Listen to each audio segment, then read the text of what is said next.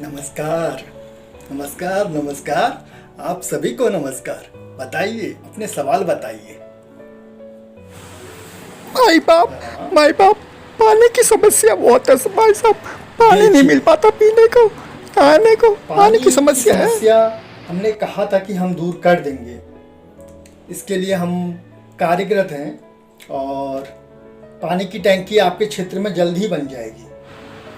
ऐसे तो आपने कहा था पिछली बार भी, नहीं, इस बार देखिए, क्यों नहीं अब बनाई? इस बार क्या हो गया, कोरोना हो गया, इसकी वजह से मजदूर साले चले गए। ठीक है, तो पानी के लिए तो गड्ढा गड्ढा को खोदना पड़ता है और फिर ऊंचे वो बनाना पड़ता है, तब जाके पानी का इंतजाम हो पाता है। बताइए हम क्या करते हैं। नहीं, आप शायद सही कह रहे हैं, आप सही कह रहे हैं कि 2 साल से हो रहा है और हम पिछले 10 साल से वो हैं, विधायक हैं। लेकिन फिर भी पानी आपके वहाँ आ रहा होगा। देखिए, ऐसे झूठ नहीं, पानी आ रहा होगा आपके वहाँ। हाँ, जल्द ही हम इस समस्या को दूर कर दीजिए। और पानी का उपयोग हम चाहते हैं कि आप कम से कम की करा कीजिए, क्योंकि नहाया भी कम कीजिए। हफ्ते में 1 दिन नहाया कीजिए। और जहाँ तक मेरा है, जाड़ों में मानिए तो 1 बार नहाना चाहिए, महीने में 1 बार नहाना चाहिए। और त्योहार त्योहार नहा तो नहाने के मजे ही क्या है, इससे पानी की बचत होगी। समझा कीजिए, पानी की समस्या तो ऐसी ही है। हाँ हाँ हाँ, धन्यवाद धन्यवाद। अरे नेताजी, बिजली का अभी तो कुछ नहीं हुआ। बिजली के बारे में तो कुछ बताइए। बिजली का देखिए, बिजली का ऐसा है, अगर हम बांध बना देंगे और पानी से बिजली निकाल देंगे तो आप ही बताइए बिजली कहाँ, मतलब पानी कहाँ बचेगा। इसलिए हम सोच रहे हैं कि बांध कम से कम बनाएं ताकि पानी बर्बाद ना हो। अभी आप पानी की समस्या बोल रहे थे, और पानी से बताइए, अगर बिजली निकाल देंगे तो पानी पानी कहाँ बचेगा देश में। पानी ज़रूरी है कि बिजली ज़रूरी है? समझा कीजिए आप लोग, पानी ज़रूरी है तो पानी से अगर बिजली निकालेंगे, बिजली कहाँ से होगी? तो अभी हम जितना भी बिजली दे रहे हैं इतना काफ़ी है, इतना बिजली काफ़ी है।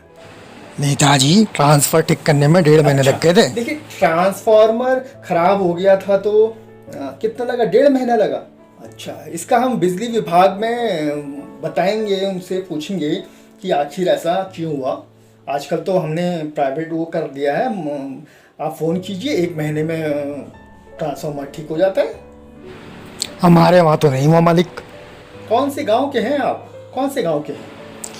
जीतपुर 6-7 घंटा बिजली छः रहता है सात बस। घंटा बिजली रहता है बस। ये तो हमारे संज्ञान में किसी ने नहीं डाला। क्यों पीआरओ जी, तुमने भी नहीं बताया हमको? ऐसी समस्या हमें बतानी चाहिए।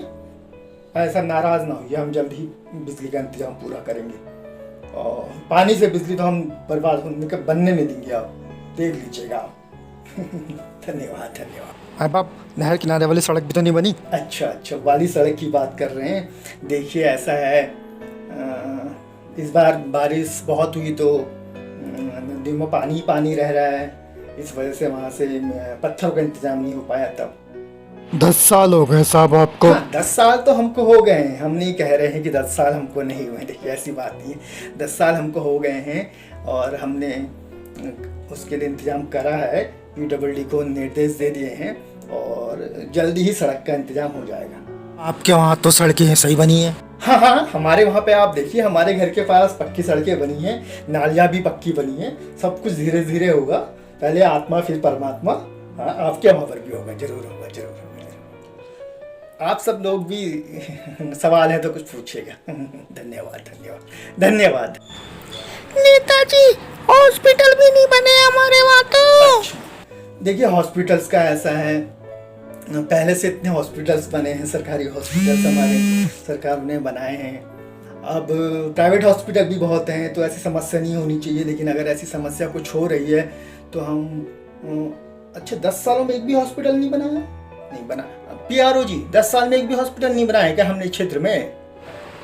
बुनियाद भरी है सर। हम बुनियाद भर दी है। देखिए, बुनियाद भर दी है, शिलान्यास हम जल्द ही कर लेंगे उसका।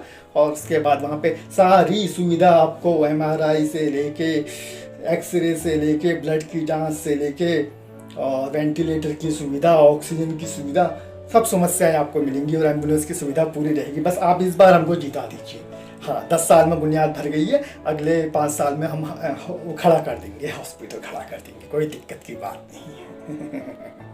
धन्यवाद धन्यवाद धन्यवाद, आपका भी धन्यवाद। शायद कोरोना की वजह से स्कूलों का हाल बुरा है।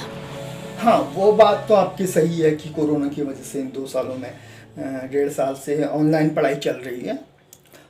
उसका आनंद लीजिए, ऑनलाइन टेक्नोलॉजी है आजकल, अच्छी बात है। कोरोना की वजह से हम स्कूल तो बच्चों को भेज नहीं सकते हैं। हाँ सरकारी स्कूल में भी हो रहा होगा, हमारे संज्ञान में ये शिक्षा मंत्री जो हैं उनसे आप पूछिएगा, हमारा तो वो विभाग है नहीं, लेकिन हम उनसे पता करेंगे कि सरकारी स्कूल के बच्चों का क्या हाल है, वो लोग किस तरीके से पढ़ाई कर रहे हैं, ऑनलाइन उनकी पढ़ाई हो रही है या नहीं हो रही है।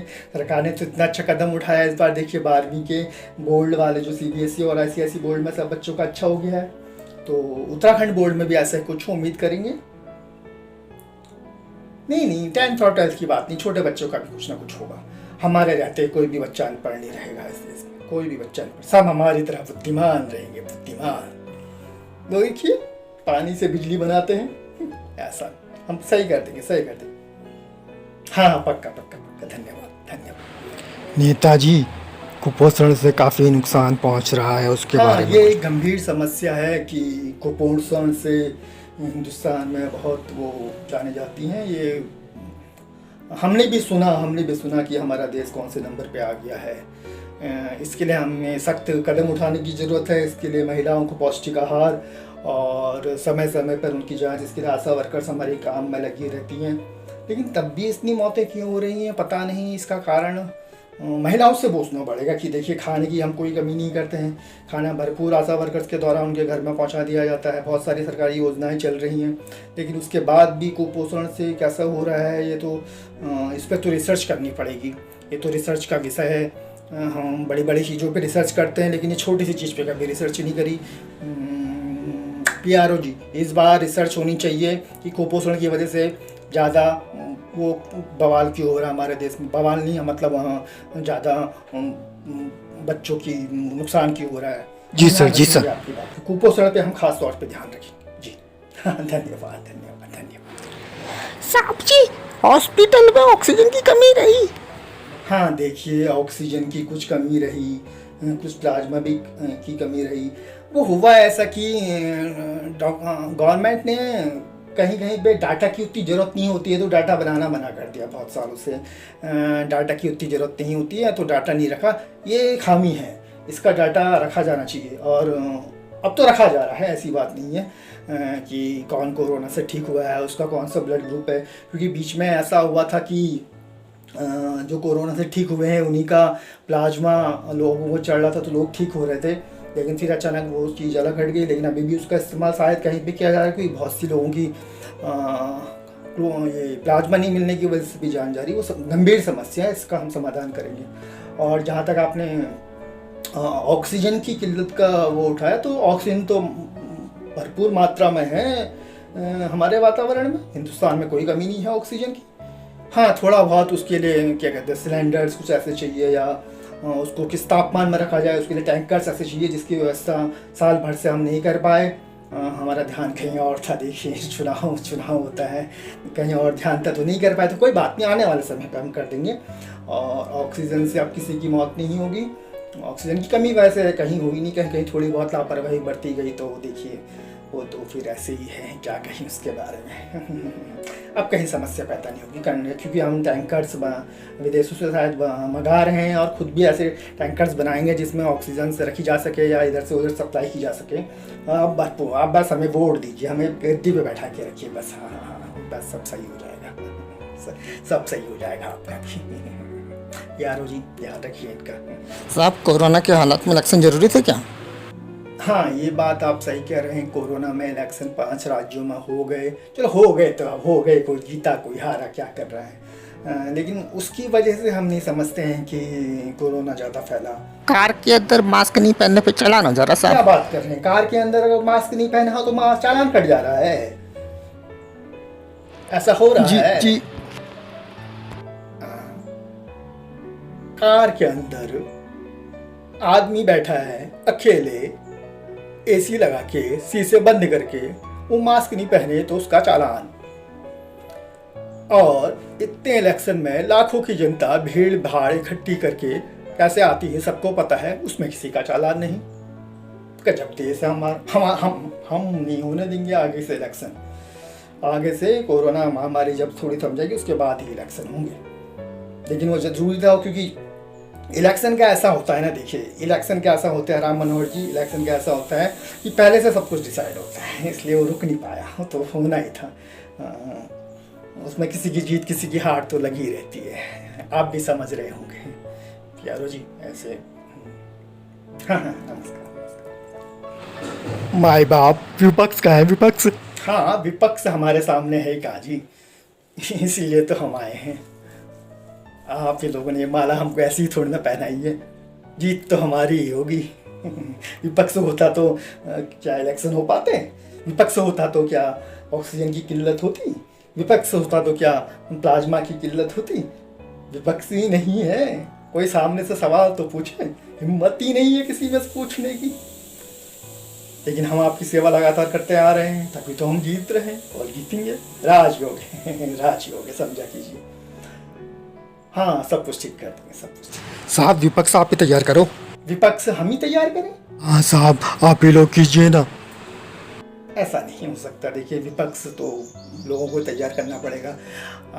अगर हम अच्छा कार्य नहीं कर रहे होते तो इतने सालों से हम कैसे जीतते, आप ही बताइए। अच्छा कार्य तो हम कर ही रहे हैं, सभी जनता को पता है, वरना हम क्यों जीत रहे होते हैं।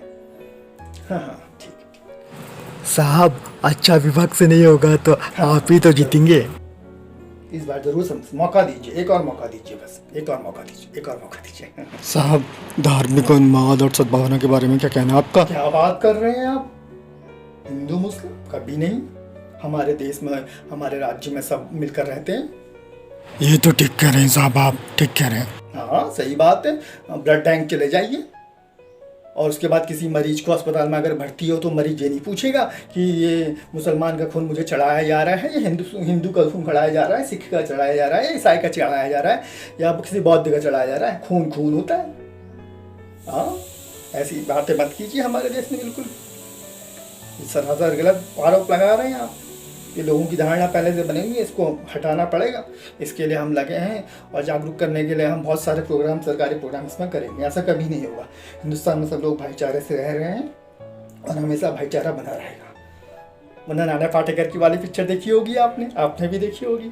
ये हिंदू का खून, ये मुसलमान का, बताओ इसमें से कौन सा खून तेरा है, कौन सा हिंदू का कौन सा मुसलमान का। देखी होगी वो पिक्चर आपने। तो ऐसा कोई बात नहीं है, मैं ऐसा आपका आशीर्वाद बना रहे, आशीर्वाद नहीं। देखिए अब चलते हैं हम अब आज्ञा चाहते हैं, और जगह भी जाना है। देखिए इलेक्शन का टाइम है तो वादे तो करने ही पड़ते हैं, पूरे हो ना हो लेकिन वादे तो करने ही पड़ते हैं, और पूरे होंगे भी, ऐसा नहीं है। बहुत सारे वादे पूरे हो रहे हैं। देखिए पसीना भी बहुत आ रहा है हमको।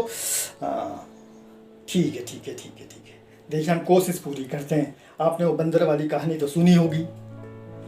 बंदर इधर से उधर छलांग लगाता है, उधर से उधर छलांग लगाता है, उधर से उधर छलांग लगाता है, उधर से उधर छलांग लगाता है, उधर से उधर छलांग लगाता है, उधर से उधर छलांग लगाता है पेड़ में। और लास्ट में काम पूछते हैं तो बोलता है कि कोशिश हमने पूरी करी, तन ने देखा होगा। ऐसी हम भी कोशिश पूरी करते हैं अपनी तरफ से। थोड़ा बहुत हो पाता, थोड़ा नहीं हो पाता। इस बार जरूर जीता दीजिएगा, हम जरूर अगली बार 5 वर्षों में पूरा कर देंगे काम। धन्यवाद आपका भी। अगले 5 वर्षों के लिए हमें वोट ज़रूर दीजिएगा। हम आपकी सारी समस्याएं जो 10 साल से पूरी नहीं कर सके हैं दूर, अगले 5 सालों में कर देंगे। हमारा वादा है आपसे, आपसे भी है। यारो जी ध्यान रखिए। 2 बहुत टेढ़े सवाल पूछ रहे हैं आजकल। अच्छा नमस्कार, धन्यवाद। भारत माता की जय। जय हिंद, जय भारत। सबका भला होगा, सबका भला होगा। धन्यवाद।